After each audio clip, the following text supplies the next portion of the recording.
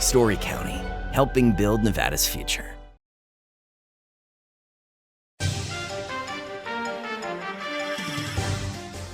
Welcome to Nevada Newsmakers. On the broadcast today, a debate with three of the candidates from CD2.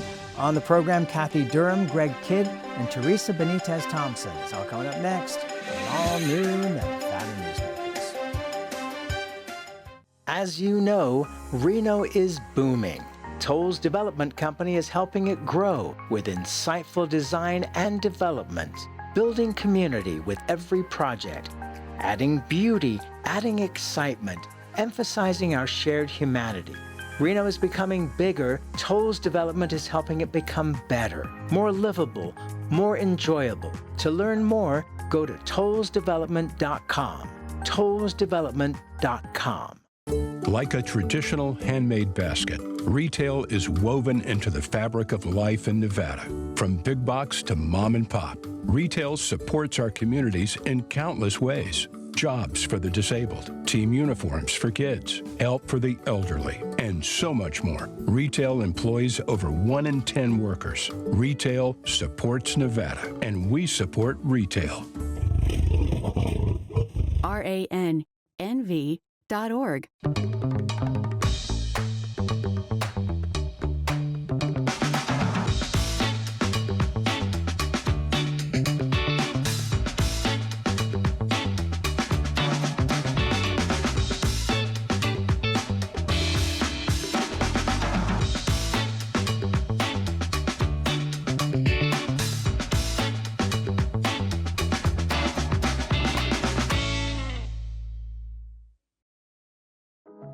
A power line is more than a power line. It's maintaining the bottom line for small businesses. It's keeping the assembly line moving for our workforce. For our brightest minds, it's meeting a deadline. It's on the front line with our heroes. And on the sidelines of the biggest games. It's a direct line to our loved ones. And it's a lifeline for the most vulnerable. There's a lot on the line. The trucking industry is the most resilient link in the supply chain, moving 95% of our freight in the Silver State. And while essential, the road isn't always smooth. Supply chain disruptions, rising fuel costs, and unrealistic rules and laws that hamper our ability to serve our customers and country.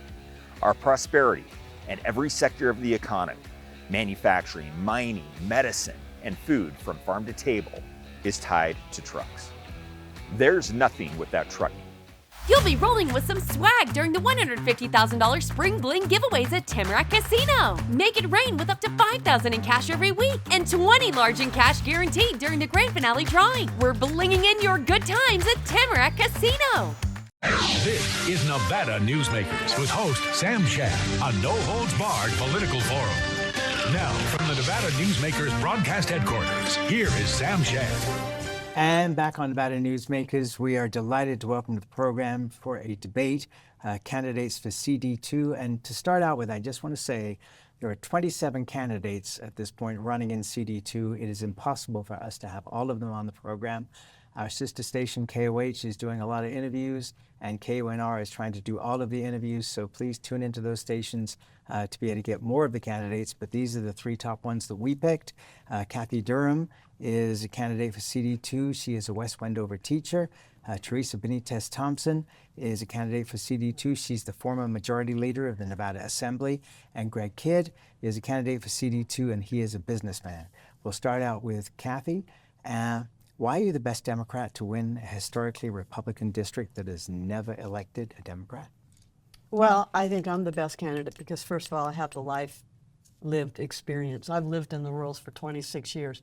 CD2 has never had a rural candidate in this win this race before or run in this race. And you mean a Democrat?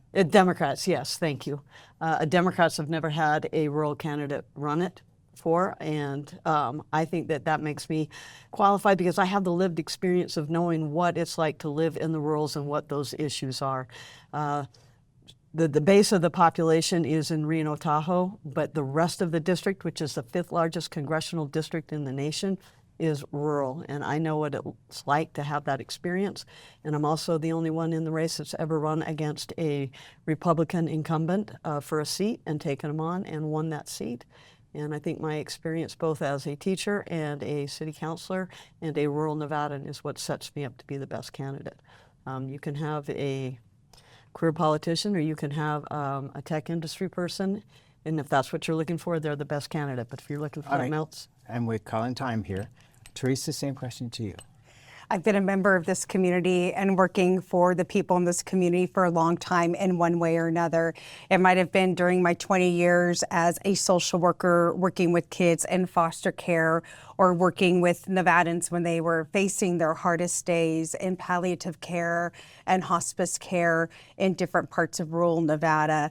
It might have been serving as a leader in the legislature and advocating for better schools, expanded health care programs, increased minimum wage for Nevadans. And so I've been in the fight for a long time. And to me, this is just the next step in what it means to be an advocate for Northern Nevada and to ensure that our voices are being heard in Washington, D.C. Greg, same question to you, sir. I'm a builder by nature. I'm back from the 2024 election where we put Mark Amodei under a bit of pressure. He got down to 55%, as low as vote count since then. Really, I ran nonpartisan in that election. There was no Democrat. I talked with the Democrats, and we thought to win this race, you're going to need someone who can get all the Democrats to vote. We're going to need a plurality of the nonpartisans, and we're going to need to peel off a few Republicans that kind of remember what it was like when they had a party that actually was not a party of one person. And so really the math here, I'm not born from Nevada. I came here because I love it. I'm really here to put those three groups together and make this a winnable election in 2026. All righty. Teresa, I'm going to start with you with the second question here. What specific voter will you win that Ds typically lose in CD2? So we know the adage that Nevada is a purple state. Also that Washoe County is a purple county in a purple state, and that we've got a lot of swing voters throughout Nevada. And a lot of people hear that term swing. What does that mean? That means that people will vote for who they know over preference for a party line. We have a number of Nevadans who want to know who their representative is, want to feel like they've got a responsive representative in their community, and they care most that that person is listening to them before they care whether they have a D or an R after their name. So I'm about meeting people. I'm about those interpersonal relationships. I'm about connecting. That's always what I've been about. It's my nature of who I am. Those are the voters that I'm going to get, is meeting everyone, talking with everyone, making those connections, making sure people understand that my values and my vision are all rooted in Nevada soil. And that's time. Greg, same question to you. So I'm very bipartisan by nature. I'm also not from the system, even though I've been in politics for a long time from a public policy point of view. But I'm really going to be speaking to a whole bunch of different folks. Some very traditional party people. There are some other people out there that are double party haters. And the biggest group of voters in this district are nonpartisans. We're talking more over here to the camera. So it really is a cross appeal. I think folks know I've had different labels associated with my name over time, and I'll be talking to all three audiences. And it's really a Nevada first, not America alone or America without. Those themes will be expressed by me. Same affordability, access, accountability. Those are going to be big themes for Nevada, big themes for our country. Thank you. Kathy? Well, I think I'm going to be winning the rural vote for sure. And I think that has been where, because I'm from the rurals and I know the rules. So one of the things that I know is when I go into these towns that I've been traveling since July of last year when I got in this race, the number of miles I've put on my car driving back and forth across this district, meeting with the people all along I-80, north and south, east and west. When I go into those towns, I already know those people from my years of experience in coaching. And I don't walk into that town as Kathy the Democrat. I walk into that town as Coach Durham. And I already know those people. And I know the life and the experiences that they live. And I know the issues that they're faced with. I think that also I'm going to be the candidate that reaches people that are tired of the party politics. They're tired of both parties forgetting what are the issues that matter most to them and are addressing the issues. Let's bring down gas prices. Let's bring down healthcare costs. Let's make it so that our families can stay in the communities where they're at. And that is time. Greg, data centers, pro or con for construction jobs, less traffic once built, considerable tax revenues once abatements are over. Every city, county in the state needs more money. So look, Nevada is a state that's limited on water, and we have our own challenges on power. And so data centers aren't a good fit with what Nevada's about. If something can actually qualify without subsidies and shows that it's actually contributing more electricity than it's eating up, that's not the way we've gone about data centers. So right now, data centers don't make a strategic fit from the way I see Nevada positioned. Even though I'm a tech guy, doesn't seem like a fit for our state. So we wouldn't be chasing data centers under an administration that I have anything to do with. Thank you. Does anybody want to rebut that? Well, if I You could got start 30 my seconds, yeah. Well, I don't know about rebut, but I could start Well, with response. well then. Okay. Let's go to Kathy then. Kathy? Data centers, first of all, there's got to be a moratorium. And I originally was along the lines of, well, let's see what they can bring to our community. No, data centers drive up our energy cost. Data centers drink up our precious water. Data centers are kicking people off of the electrical grid. But let's talk about what data centers are for. They are for building this AI system that is coming for our jobs. We talked once before about we need corporations. Yeah, well, corporations need people, and AI is looking to replace people and our jobs, and we cannot have that. I mean, the First Lady came out and brought out a robot that was supposed to be an AI robot that was supposed to be able to educate our kids, and anybody that's ever had a robot in a classroom or thinks it works has never been in a classroom.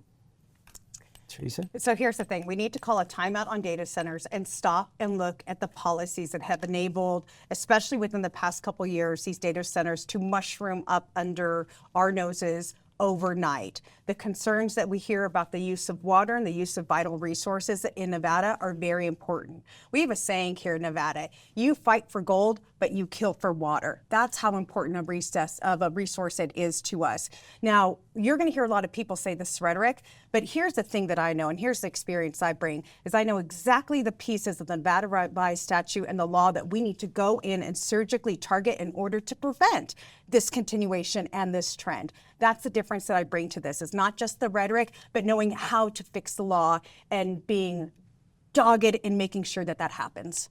All right, so none of you want to rebut, but I will go in the opposite direction here. So Greg, and just a 30-second answer here, the Department of Defense and the Department of Energy are both realistic, and as is the administration, that AI is the future and data centers are necessary, and we're looking potentially at these small modular reactors that will be based at these sites.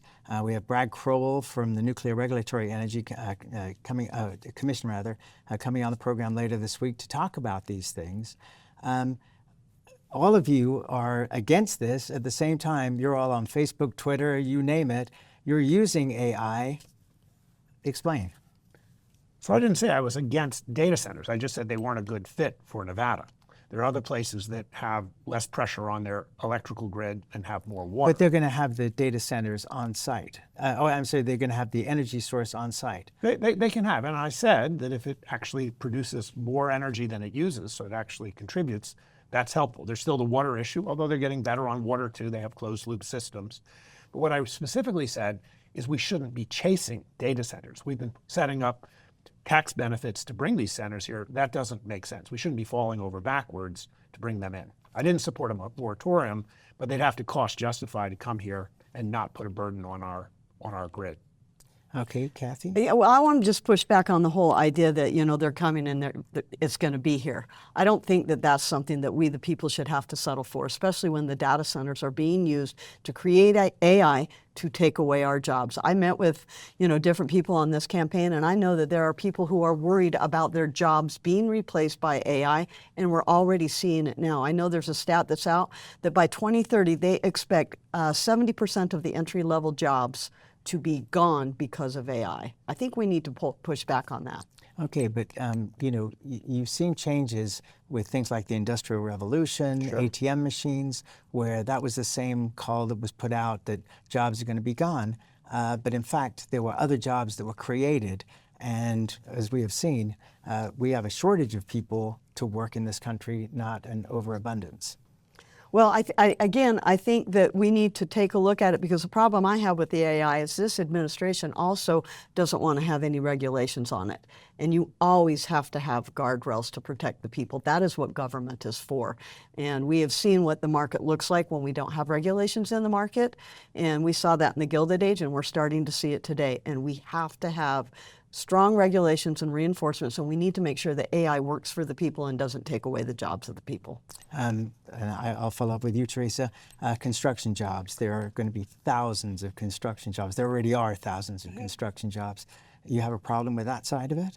So once again, getting into the specificity of what the solutions would be, you go into these chapters where these abatements are living, and you have to ask more of the companies are coming here, because if they're not going to be having real investments in Nevada with concerns about what's happening in Nevada regarding our resources, then honestly, they shouldn't be here. So you can look at the statutes, and something I did as a legislator starting in 17, 19, and 21 was to bring legislation to say we need to scale back these abatements. We need to target them more specifically. We need to put increases on the employers for the number of jobs that they're bringing and for the pay of those jobs. It has to be a more reciprocal conversation than what we're having right now. Some of those bills passed, some of those bills got vetoed, some of those bills didn't make it out of committee, but it's about the fight, and it's about making sure that you have a balanced policy. We are out of whack right now. Okay, I'm going to ask everybody just to do a very quick answer here. Every city and county in this state is suffering financially, and they will be suffering financially going forward. Don't the tax benefits that will come after the abatements help to cancel out some of these objections that you have? Well, as I've said, I don't think we need the abatements. Long term, when the abatements are gone, yes, there'll be tax revenues, but it's just a timing issue. And so I don't think we should be falling over ourselves with abatements now for the future. If these things prove out economically, they'll prove themselves. Okay, Kathy, quick answer. I don't know that much about it, to be honest with it. And I will say that what I have seen is that these companies come in, they get the tax cuts, and then when those are gone, they move on. And to the construction part, and the creating the construction jobs, they create the construction job to build the facility, and then the job is gone, and you got 10 to 15 workers working in a facility that runs 24/7. They don't create jobs in the long term that are sustainable. So in that case, I don't think the abatements are working. Okay, last word. So it really depends on where the abatements are happening, right? And this is the specificity to Nevada's tax structure. The certain abatements that they're getting are only a benefit to the county and not to the state. Most of this growth and development that we've been looking at has been happening in Story County. That's where the Tahoe Reno Industrial Center is. No offense to any advertisers, but that's where it is. Here's the thing that's not happening in Story County is the building of affordable housing. Washoe County houses all of Story County's workforce. That's why we have a crunch on affordable housing here in Washoe County. That's why we're having desperate conversations about land availability in order to build more workforce housing. Okay, more counties need to be involved in that conversation, especially the counties where they are employing the workers. Okay, and I've got to call time on that, and I've also got to point out, and you are correct, Story County is a sponsor of this program, and they are working on developing housing as we speak. So I've been hearing that for 5 years, Sam. Okay, well, I saw plans 5 years ago. I don't see any ground being broken. I will let them answer that. We'll continue the conversation. Okay, let's take a break and we'll be right back. Meet Nevada Health Link, Nevada's official health insurance marketplace. Your link to savings, selection, free assistance, and name brand health insurance, where 90% of enrollees lower the cost of their monthly premium. Everyone deserves access to quality health coverage, no matter your income or family size. Visit NevadaHealthLink.com. A few minutes could save you hundreds of dollars per month. Nevada Health Link. Our plans are made for your plans.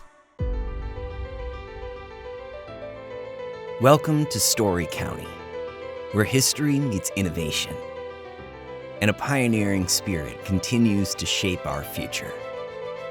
At the heart of the Tahoe Reno Industrial Center, we power the future with global leaders in technology and manufacturing, driving progress that reaches far beyond our county lines. From advanced manufacturing to tech innovation,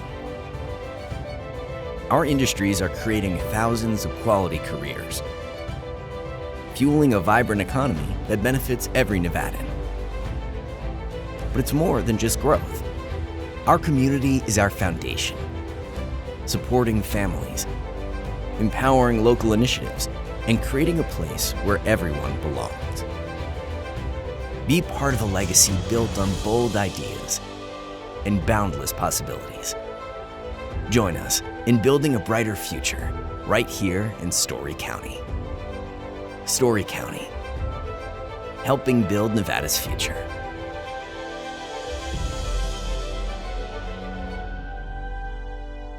We're the Peters family, 2 combat veterans, our daughter Elle, and our Liberty Dogs puppy in training, Cooper. Cooper will grow up to be a life-changing companion to a veteran with visible or invisible challenges. We're helping Cooper build focus and confidence so he's ready to support his veteran. And we know he will help bring happiness and independence to his veteran's life. So join us, become a puppy raiser, and change lives, one puppy at a time.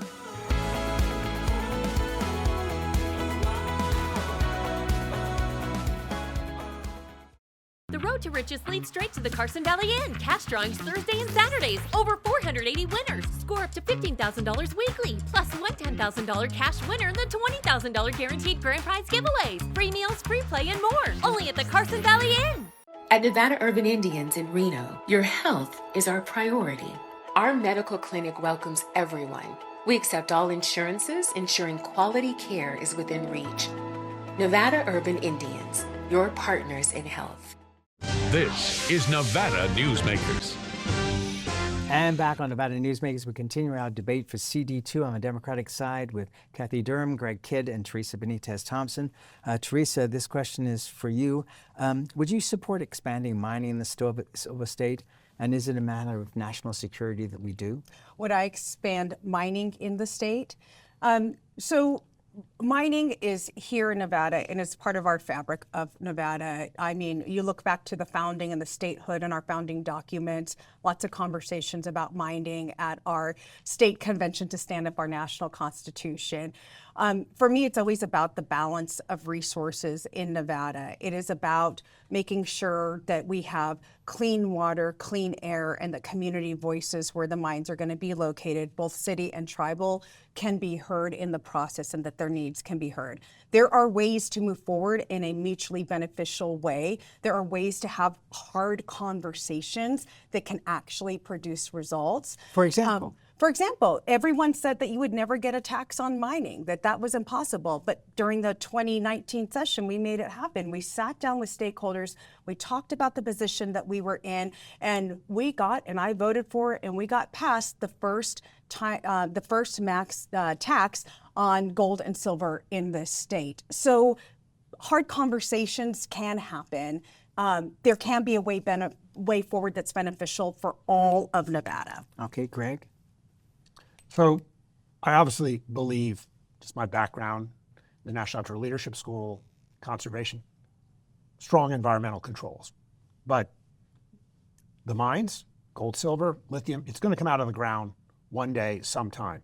I think it should come out in a way that contributes to the Nevada economy, not just in the short term, in the long term. I do believe that the tax structure we have, which is left over from 1864, is inadequate, especially for the new materials coming out. Lithium, I think it should be at least the tax rate that's equivalent to the sales tax. And that money, some of it should be put aside in a permanent fund for the future. So one day, those minerals will be gone, but Nevada will still be here. So environmental controls, mining will continue, it could expand, but we should put some of that money aside, not just for current spending, but for the long term. Okay, Kathy.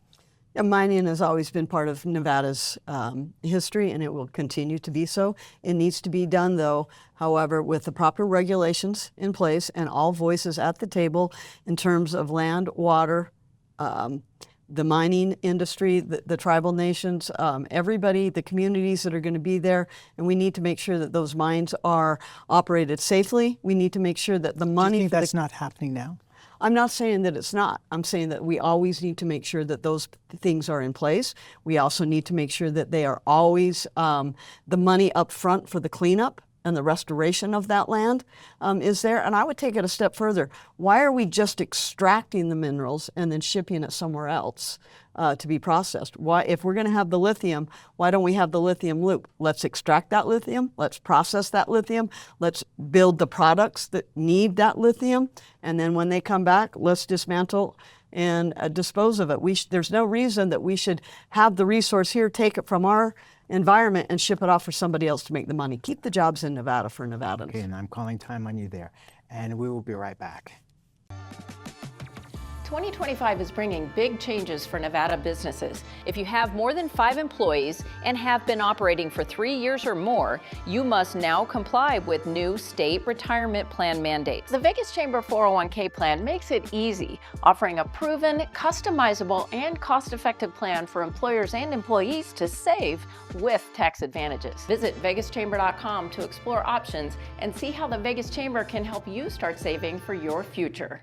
Welcome to the Ahern Boutique Hotel, where luxury and warmth come together in the heart of Las Vegas. We take pride in offering a one-of-a-kind experience for both locals and tourists. Join us for handcrafted cocktails and an unforgettable experience. Joel's Chop House, the perfect place to savor views of the Las Vegas Strip. Satisfy your cravings at the Ahern Chocolate Shop. No smoking, no resort fees, and the parking is always free. The Ahern Luxury Boutique Hotel is your home away from home.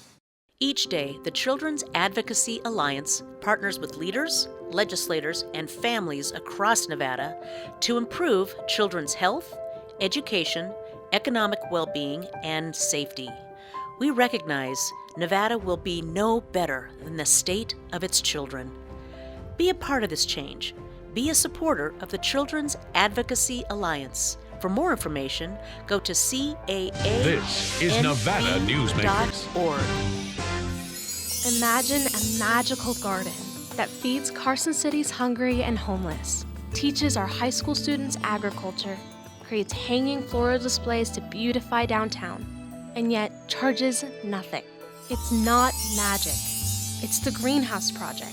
It's real, it's growing, and it needs your help. Go online to carsоncitygreenhouse.org so together we can grow it forward. Southwest Specialties has been making the homes and businesses of Nevada beautiful for more than 20 years. Their experienced designers and craftsmen create the walkways, backyards, water features, and a variety of outdoor cooking areas that add curb appeal and value to your investment. Call today or visit them at their website and see how they can make your outdoor spaces special. Southwest Specialties, creative, distinctive, beautiful. And we're going to continue our debate with 3 of the candidates for CD2 on our next broadcast, so stay tuned for that. We'll see you then.